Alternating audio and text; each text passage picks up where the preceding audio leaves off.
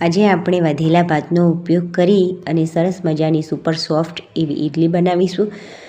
તો મારે ઘરે પણ આજે ભાત વધી ગયા છે, તો ચલો કંઈક કરીએ એવું થયું તો ઇડલીનો વિચાર આવ્યો.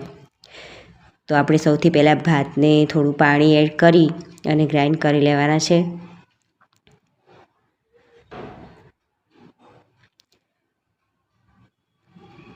બેટર થઈ જાય એટલે પછી એમાં થોડો 1 વાટકી જેટલું સોજી એડ કરીશું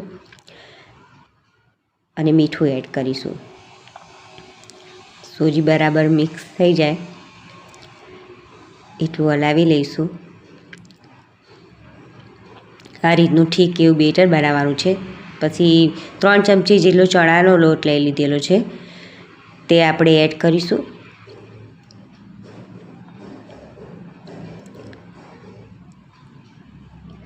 થોડો સ્વાદ અને ટેસ્ટ એક અલગ આવે એટલા માટે.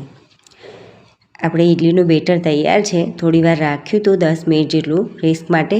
આપણે એમાં લીલા વટાણા ઉમેરીશું અને થોડુંક ક્રશ કરેલું ગાજર છે અને 1 ચપટી જેટલા બેકિંગ સોડા એડ કરીશું.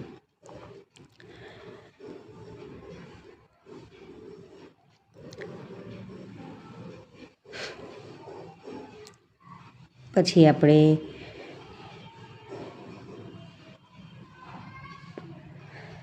બેટરને બરાબર થોડી વાર હલાવીશું.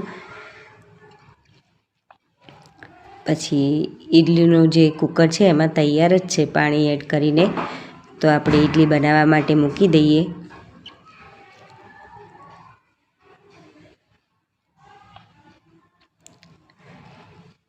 ખાવામાં તો બિલકુલ એવું નહીં લાગે કે આપણે વધેલા ભાતમાંથી ઇડલી બનાવી છે, કોઈને ખબર જ નહીં પડે.